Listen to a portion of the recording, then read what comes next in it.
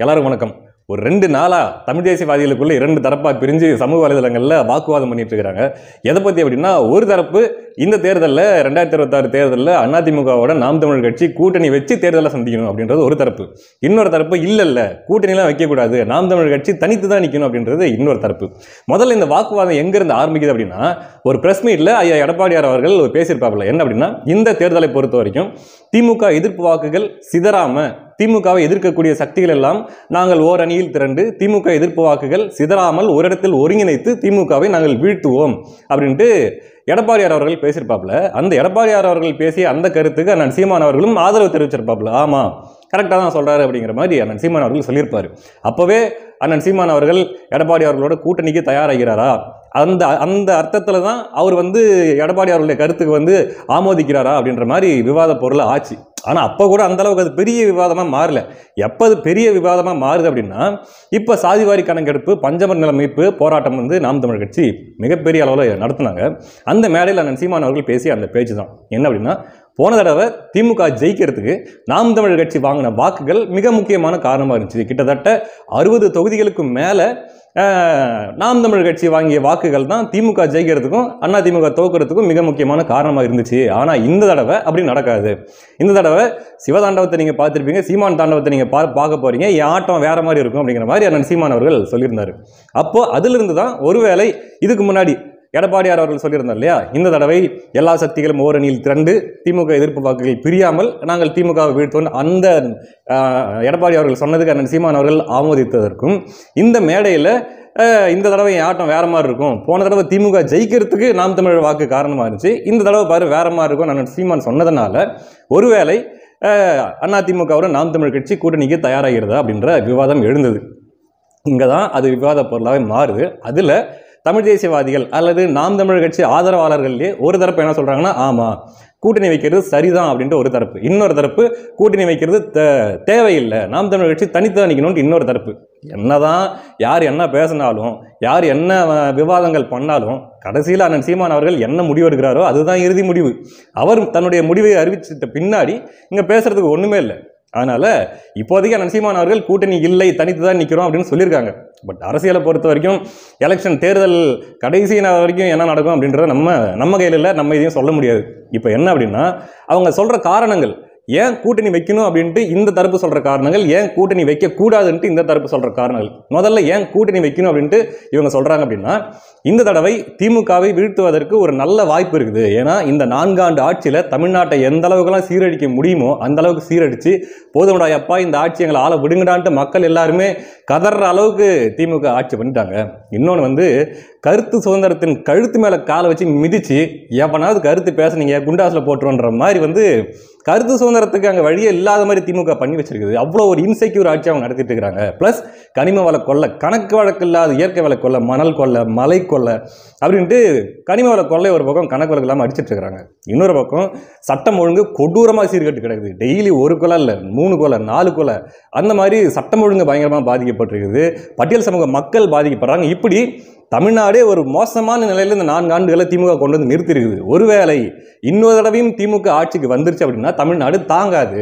அதனால எப்படியாவது இந்த தடவை திமுகவை வீழ்த்திடணும். அதுக்காக நாம் தமிழ் கட்சி போய் அதிமுகவோட கூட்டணி வச்சா திமுகவை வீழ்த்துவதற்கு அது ஒரு நல்வாய்ப்பா அமையும் அப்படின்ட்டு அது ஒரு காரணம் சொல்றாங்க. இன்னொரு காரணம் என்னன்னா, நாம் தமிழ் கட்சி அதிகாரத்தை அடையலாம். எத்தனை நாளைக்கு அதிகாரம் இல்லாம ஒரு போராட்ட இயக்கம் போல நம்ம தொடர்ந்து போராட்டி இருக்கிறது. நமக்கு ஒரு அதிகாரம் நம்ம கையில் இருந்துச்சு அப்படின்னா நம்ம தேவையான தமிழ் தேசியவாதிகளுடைய கோரிக்கை அல்ல தமிழ்நாட்டுக்கு நம்ம இதெல்லாம் வேணும்னு நினைக்கிறத நம்ம கேட்டு பெற முடியும். அப்போ ஒரு குறைஞ்சது நாம் தமிழ் கட்சி போய் அதிமுக கூட்டணி வச்சா ஒரு 15 எம்எல்ஏ நாம் தமிழ் கட்சியிலிருந்து சட்டமன்றத்துக்குள்ள போவாங்க, 15 பேர் ஜெயிப்பாங்க, அவங்க சட்டமன்றத்துக்குள்ள போவாங்க, நமக்கான உரிமையை பெறுவதற்கான அதிகாரம் நமக்கு கிடைக்கும், நாம் தமிழ் கட்சி கிடைக்கும். அதனால நாம் தமிழ் கட்சி கூட்டணிக்கு போறது நல்லது. இன்னொன்று, இப்போ அண்ணன் சீமான் அவர்களுடைய வீட்டில் காவல்துறை ஆடிய கோர தாண்டவத்தை பார்த்துருப்பீங்க. எதனால இப்படிலாம் இவ்வளோ தைரியமா பண்ணிட்டு இருக்காங்க? ஒன்றும் இல்லை, நாம் தமிழ் கட்சியோட குறைந்த வாக்கு விழுக்காடு வச்சிருக்கிறவங்க தான் விசிகாவும் பாமகவும். ஆனால் விசிக தலைவர் தோழர் திருமாவளவனுடைய வீட்டிலோ அல்லது ஐயா ராமதாஸ் அவர்களுடைய வீட்டிலோ காவல்துறை இவ்வளவு தைரியமா போயிட்டு அங்க இந்த மாதிரி வேலைகளை செய்ய முடியுமானா செய்ய முடியாது. கிட்ட போறதுக்கே பயப்படுவாங்க. அதுக்கு காரணம் என்னன்னா அவங்க அதிகாரத்தோட தொடர்பில் இருப்பாங்க. அதனாலதான் நாம் தமிழ் கட்சி ஒரு அதிகார மையத்தில் இருக்கு அப்படின்னா இந்த மாதிரியான வேலைகள்லாம் அவங்க செய்யறதுக்கு பயப்படுவாங்க. இன்னொரு விஷயம், சீமான் அவர்கள் ஏற்கனவே சொல்லியிருக்காரு, பாரதியார் அவர்களுக்கு விழா எடுக்கும் போது அந்த மேடையில் சீமான் அவர்கள் பேசியிருக்காரு, நான் எடப்பாடி அவர்கள் ஆட்சியில் இருக்கும்போது அவர்கள்ட்ட 3 கோரிக்கைகளை வச்சேன், 3 கோரிக்கைகளும் அவர் நிறைவேற்றினாரு. தைப்பூசத்துக்கு அரசு விடுமுறை வேணும்னு கேட்டேன், அதே போல தமிழ்ல தஞ்சாவூர் கோயிலில் தமிழ்ல குடமுழுக்கு வேணும்னு கேட்டேன், அதே போல தஞ்சையை பாதுகாக்கப்பட்ட வேளாண் மண்டலமா அறிவிக்கணும்னு கேட்டேன். 3யுமே எடப்பாடி பழனிசாமி அவர்கள் நிறைவேற்றி கொடுத்தாரு. அப்போ கூட்டணியில் இல்லாதப்பவே அண்ணன் சீமான் அவர்களுடைய கோரிக்கையை எடப்பாடி பழனிசாமி அவர்கள் நிறைவேற்றி கொடுக்கிறாரு அப்படின்னும் போது கூட்டணி அமையுது அல்லது எடப்பாடி பழனிசாமி அதிமுக ஆட்சிக்கு வருவதற்கு மிக முக்கியமான காரணமா நாம் தமிழர் கட்சியோட பங்களிப்பு அங்கே இருக்குது அப்படின்னும் போது கண்டிப்பா தமிழ் தேசியவாதிகளுடைய கோரிக்கையை அவர் நிறைவேற்றுவார் அப்படின்ட்டு இப்படிப்பட்ட காரணங்களை அவங்க அடுக்கடுக்க வைக்கிறாங்க. எதனால நாம் தமிழர் கட்சி அதிமுகவோட கூட்டணி சேரணும் அப்படிங்கிறதுக்கு இவர்கள் சொல்லக்கூடிய காரணங்கள். இன்னொரு பக்கம் கூட்டணி வைக்க கூடாது, நாம் தமிழர் கட்சி 234 தொகுதியிலும் தனித்து தான் நிற்கணும் அப்படின்ட்டு இன்னொரு தரப்பு அவங்க சொல்றதுக்கான காரணம் என்ன அப்படின்னா, ஒருவேளை நாம் தமிழ் கட்சி போயிட்டு அதிமுகவோட கூட்டணி வச்சா நாம் தமிழ் கட்சியுடைய தனித்துவம் போயிடும். ஏன்னா நாம் தமிழ் கட்சி திராவிட கட்சிகளோடும் இந்திய கட்சிகளோடும் எந்த காலத்திலையும் கூட்டணி இல்லைன்னு அவங்க சொல்லியிருக்காங்க. அப்படி சொல்லிட்டு போய் இப்போ கூட்டணி வச்சா அதுக்கான தனித்துவம் போயிடும். இன்னொன்று, அவங்க திராவிட கட்சியாக இருக்கிறாங்க. என்னதான் அவங்க கட்சி பேரில் திராவிடம் இருந்தாலும் அவர்கள் திராவிட சித்தாந்தத்தை தூக்கி பிடிக்கிறவர்களாகவோ அல்லது இந்த திமுக மாதிரி திராவிடம் ஈவரான் தம்பட்டம் அடிக்கிறவர்களாகவோ அவங்க இல்லை. இருந்தாலும் கூட பேரளவில் அவர்கள் திராவிட கட்சியாக இருப்பதால் நம்ம போய் அவங்க கூட கூட்டணி வைக்க முடியாது. அப்படி கூட்டணி வச்சா தேமுதிக மாதிரி ஒரு கட்சியாக வந்துடும், அதுக்கு மேலே நாம் தமிழ் கட்சியால் வளர முடியாது, தேமுதிக மாதிரி தேங்கி போயிடும் அப்படின்ட்டு இந்த ஒரு காரணத்தையும் அவங்க சொல்கிறாங்க. அதனால் நாம் தமிழ் கட்சி தனித்து தான் போட்டிடணும், பரவாயில்ல 20 வருஷம் ஆனால் கூட பரவாயில்ல, நாங்கள் கொஞ்சம் கொஞ்சமாக வளர்ந்து நாங்கள் அதிகாரத்தை பிடிச்சிக்கிறோம், அது வரைக்கும் நாங்கள் தனியாகவே நிற்கிறோம், போய் கூட்டணி வைக்கிறது நாம் தமிழ் கட்சியவே நம்மளே கீழே இறக்கிறதுக்கு சமமாயிடும் அப்படின்ட்டு அவங்க ஒரு காரணத்தை சொல்கிறாங்க. இப்போ ஒரு கட்சியினுடைய ஆதரவாளர்கள் இருக்காங்க, அந்த கட்சி நல்லா வளரணும், சீக்கிரம் அதிகாரத்தை பிடிக்கணும் அப்படின்னு நினைக்கிறவங்களுக்குள்ள இருவேறு கருத்துக்கள் அல்லது பல்வேறு கருத்துக்கள் வர்றது கூட இயல்பு தான். ஏன்னா அவங்கவுங்களுக்கு ஒரு மாதிரி தோணும், இப்படி இருந்தால் நல்லா இருக்குமே, இப்படி இருந்தால் நல்லா இருக்குமே அப்படின்னு தோணும். அதனால் அவர்களுக்குள்ள அந்த விவாதம் பண்ணிக்கிறதுலேயும் ஒன்றும் தவறில்லை.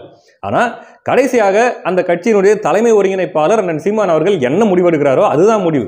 அவர் கூட்டணின்னு சொன்னால் யாரும் ஒன்றும் பேச முடியாது, ஓகே கூட்டணி இல்லை தனிச்சு தான் நிற்போம் அப்படின்ட்டு அவர் அந்த முடிவை அறிவிச்சிட்டாருன்னா ஓகே தனிச்சு நிற்கிறது, அவ்வளோதான். அதுக்கப்புறம் யாரும் கருத்து சொல்கிறதுக்கோ பேசுறதுக்கோ ஒன்றும் இல்லை. அதனால இதான் விஷயம். அதே போல அதிமுகவுக்கும் பார்த்தீங்கன்னா நாம் தமிழ் கட்சின்றது ஆப்ஷன், அது ஒரு ஆப்ஷன். அவங்க பல ஆப்ஷன்ஸ் வச்சிருப்பாங்க. இப்படி இந்த காம்பினேஷனில் கூட்டணி வச்சா நமக்கு எந்தெந்த மாதிரி இந்த தேர்தல் சாதகமாக இருக்கும், இப்படிலாம் வச்சா நம்ம எத்தனை விழுக்காடு வாக்கு நம்ம பெற முடியும் அப்படின்ட்டு அவங்களுக்குள்ள ஒரு கால்குலேஷன் இருக்கும். அந்த கால்குலேஷனில் நாம் தமிழ் கட்சியோட கூட்டணி இருந்தால் எந்தெந்த மாதிரி இருக்கும் அப்படின்ற அவங்களுக்குள்ள ஒரு எதிர்பார்ப்பு, அந்த ஒரு இதெல்லாம் இருக்கும். பட் நாம் தமிழ் கட்சின்றது அவர்களுடைய பல ஆப்ஷன்களில் ஒன்று.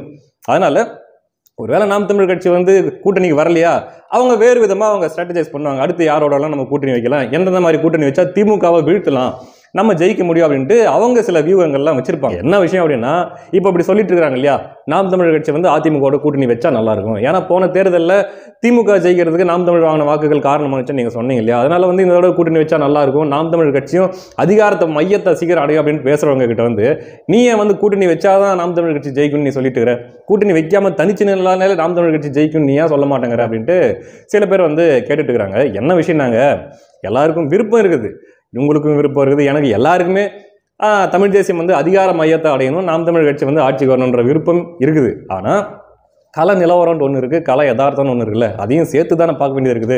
வெறும் விருப்பத்தை மட்டுமே நம்ம பேசிக்கிட்டு இருந்தா யதார்த்தத்தை நம்ம எப்படி அதை பார்க்காம விட்டுறக்கூடாது இல்லை. என்னை பொறுத்த வரைக்கும் இந்த தேர்தல், குறிப்பாக இந்த 2026 தேர்தலுங்கிறது திமுகவுக்கு வாழ்வாசாவா போராட்டமா இல்லை அதிமுகவுக்கு வாழ்வாசாவா போராட்டமாங்கிறது இல்லை. என்னை பொறுத்த வரைக்கும் இந்த தேர்தல் தமிழ்நாட்டுக்கே வாழ்வாசாவா போராட்டமா அப்படிங்கிற சூழ்நிலையில் தான் இருக்குது. அதனால தான் இந்த தேர்தலில் இருக்கிற ஒவ்வொரு அசைவுகளையும் எந்தெந்த கட்சி எந்தெந்த மாதிரி முடிவெடுக்குது, எப்படி இது போகுது, என்னென்ன வாக்கு விழுக்காடு எந்தெந்த கட்சி இருக்குது, இப்படி வந்தால் இந்த காம்பினேஷன்ல இருந்தால் எப்படி இருக்கும், அந்த காம்பினேஷன்ல தான் எப்படி இருக்கும் அப்படின்ட்டு இந்த தேர்தலுடைய ஒவ்வொரு அசைவுகளையும் ரொம்ப நுணுக்கமாக கவனிக்க வேண்டியது இருக்குது, அதை பற்றி பேச வேண்டியது இருக்குது. அந்த அடிப்படையில் பல சர்வேகள் எடுக்கப்பட்டிருக்குது. எல்லா கட்சியுமே சர்வே எடுக்கிறாங்க, திமுக ஒரு பக்கம் சர்வே எடுக்கிறாங்க, எந்தெந்த இடத்துல நம்ம வீக்காக இருக்கும், எந்தெந்த இடத்துல நமக்கு வாக்கு வாங்கி இப்போ எந்த அளவுக்கு இருக்குது, எந்த இடத்துல நம்ம ஸ்ட்ராங்காக இருக்கும், திமுக ஒரு பக்கம் எடுக்கிறாங்க, அதிமுக ஒரு பக்கம் எடுக்கிறாங்க, எப்படி எப்படிலாம் நம்ம கூட்டணி அமைச்சா அந்த ஓட் கன்வர்ஷன் நடக்கும் அப்படின்ட்டு அவங்க ஒரு பக்கம் சர்வே எடுக்கிறாங்க. இது எல்லாருமே பண்ணுறாங்க, எல்லா கட்சிகளும் சர்வே எடுக்கிறாங்க. அப்படி நமக்கு கிடைக்கிற சர்வே அடிப்படையில் நம்ம பேசுறோம். ஏன்னா தேர்தல் பக்கத்தில் வந்துருச்சுன்னும் போது இந்த விஷயத்தெல்லாம் நம்ம பேசித்தான் ஆகும். அதனால தமிழ் தேசியவாதிகளுக்குள்ள ரெண்டு பிரிவா பிரிஞ்சு